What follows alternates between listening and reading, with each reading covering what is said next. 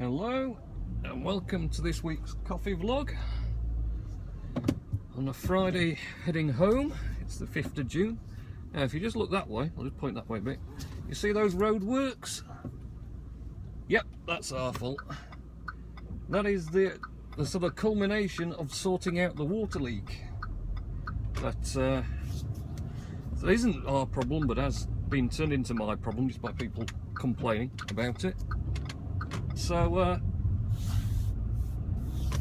yeah, they've dug up what was this dormant supply at the far end of our building, renewed all the pipe work, so we now have full whack pressure down at the bottom end where the bottom toilet is. So that got finished yesterday after a week of holes in the road and various teams coming to do it. You know, got a team that digs up the road, makes the hole, have a team that comes and does the pipe work, third team comes along and then fills in the spoil and soil, whatever else on top of the pipe work, and then finally a fourth team comes along and tarmacs it all and makes it all look nice. And then I presume another team is going to come and take away all the bollards, because they finished the tarmac and everything, but they've still got the bollards around. Maybe it's setting a bit, I don't know. But yes, that's now been completed. So I completed internally the job of moving our water meter from the front of the building to the far end where this new entry point is going to be, after a protracted amount of time on the phone with Yorkshire Water's services department, who well, in fact it's development services I had to speak to, and because they're more used to dealing with building sites getting water put at two places and sewerage and whatever else, as opposed to dealing with little old me just wanting to move a meter from one end to the other. So because the engineer I've been dealing with at Yorkshire Water didn't know if they'd have to get someone out to specially move the meter just to make sure it was done correctly.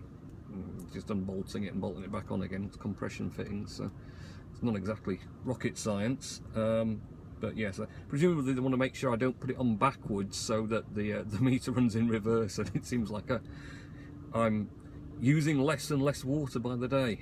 But no, I mean, obviously it's all been fitted nicely and is all ready to go.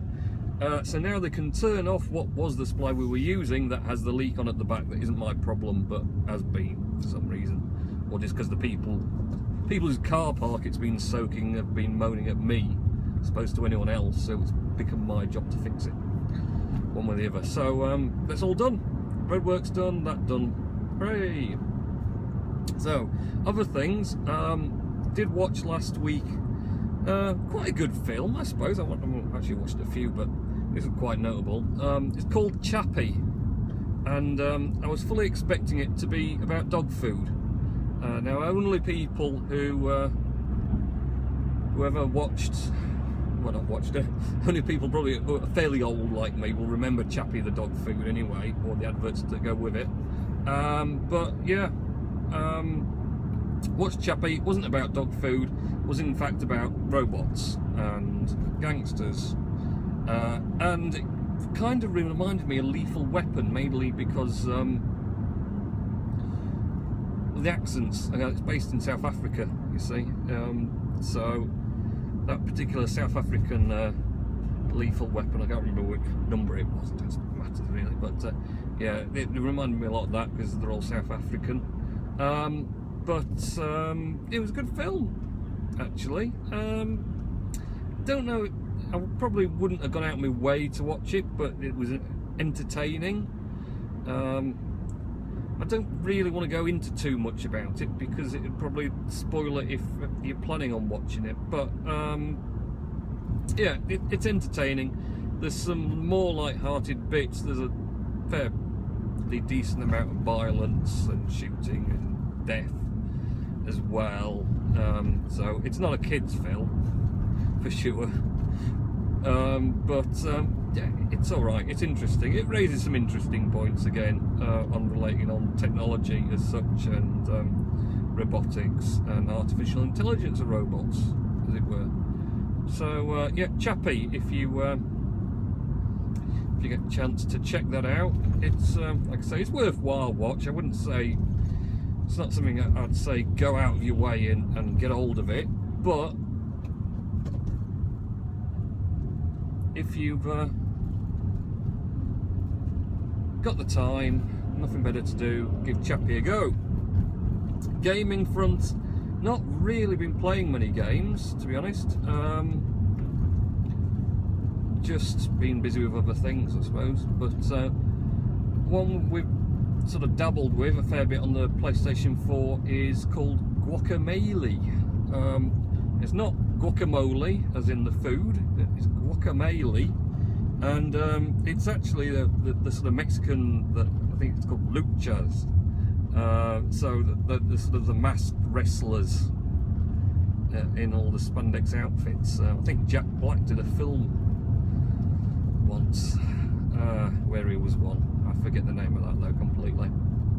But yeah, Guacamelee, you control one of these luchadors, and yeah, basically it's quite a complex game, because you've got millions of move variations, pressing various buttons and the sticks combinations, and as general you're going around looking for things and trying to unlock areas and defeating various baddies with all the kicks and punches and jump moves and various things. So it's fairly good, quite hard for my liking, because I'm not a fan of really hard games, and it's one of these ones where, you know, you defeat 4 different waves of progressively harder enemies, and then you get to an even harder lot of enemies that kills you, and you go right to the back to the start and have to redo all those layers. It's really boring doing that. I mean, I know sort of game developers do that to make it a challenge and make it harder, and some people get the money's worth. But if you could do a Rob level, you know, so you have easy, medium, hard, Rob level, don't have to keep going back again and redoing the same old rubbish you've done before. That would be a good one, you know. Just do the ones on the bit I'd got to that I didn't kill, redo them again, but not 4 or 5 waves prior to it. It's too much.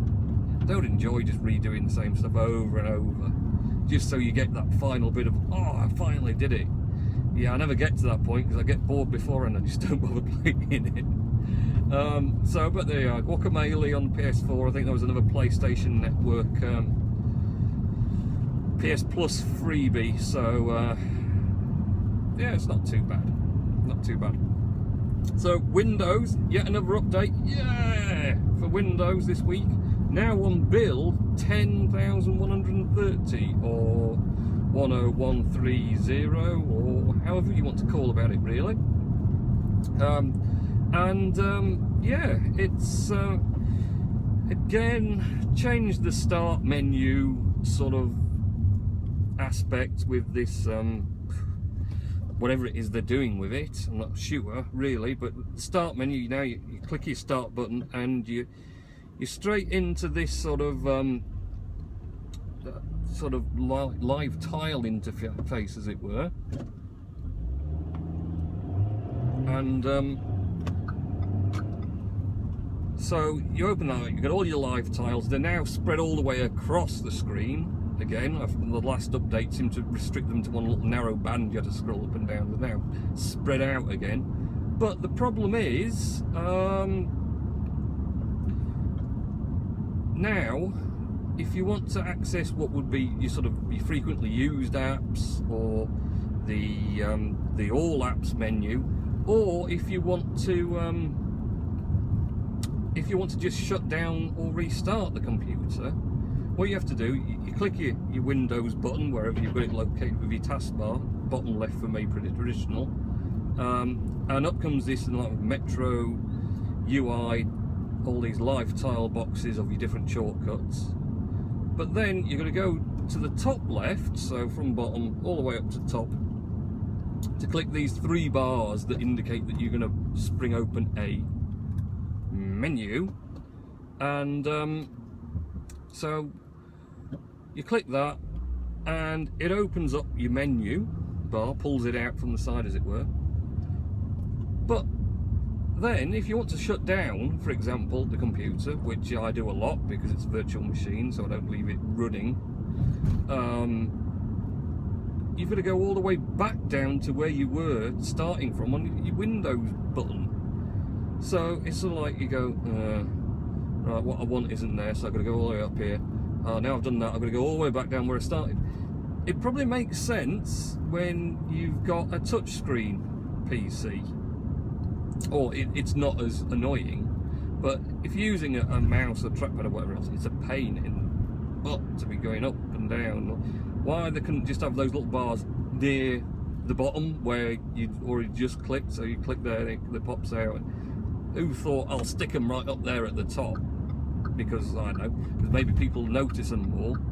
Yeah, you notice them more, but you notice even more than that, that it's a pain in the backside going up and down. So I'm not really convinced about that. I'm not really that convinced about the fact that they're hiding that whole menu anyway in the first place. Traditionally, they're supposed to be going back to the traditional start menu of Windows, how it always was. And how it always was is you click it and you get all that, you know, you get your frequently used apps, and then you can choose to show all the apps that you've got or applications you've got on the PC. And that was just how it is. And they're kind of hidden it again now, and gone back to this sort of, you know, tile thing. The live tiles are great for a way of doing shortcuts to your most used and favourite apps and whatever else, but yeah, I'm not really sure about this thing. But they seem to be changing it every build, so who knows what we're going to end up with. Although apparently it's going to be out in July, so there's not very long left now. We can't be far off the final build, really. I wouldn't have thought. So I'm just not very sure what's going to happen, to be honest. Again, you know, I've not dug that deep into it, so it could be there's some settings in there to change this behaviour that I've just not found yet, or not bothered looking for, to be honest. But we shall just have to wait and see. So yeah, Windows 10, and of course I think Windows 7 and 8 users have been getting the notification now of having my other versions of Windows that I use. You've been getting a little pop-up notification now to reserve your copy of Windows 10. Register yourself for it, and it seems to no doubt logs the board ID of the PC in question. So yeah, that's popping up now, so people can get sort of logged in and ready, so when it's available they can get it pretty much straight away. So it's going to be interesting to see really how many people decide to upgrade from 7 or 8. I'm going to admit, if you've got 8, I think I definitely would do, because it's awful. 7, I don't know. You know, it's going to depend a lot on performance. I mean, I don't think it's going to struggle to run on any PCs. If it's running 7, I'd say pretty much it's going to run 10 without any sort of issues. But really, it's going to be a wait and see. I suppose there's nothing to lose, is there? It's a free upgrade, so you may as well get it, see what happens. And if you don't like it, you know, just put your 7 back on again, can't you? Just go with that instead. So that's pretty much it. I'm back home. I think we've covered most of what I was going to cover. There's not much. Oh, WWDC Monday, of course. Nobody will have forgotten that on Monday it's the Worldwide Developers Conference RAPL. Looking forward to news for iOS 9 and probably the beta. Everyone seems to think the beta is going to be out, so I'll be making sure I grab that straight away when it's available. And also perhaps hear what they're going to do with OS X with 10.11. What new features we're going to see. Not sure we're going to see a lot, but we'll learn more on Monday. So we'll find out about that then. Okay, have a good weekend, and I'll catch up with you next week.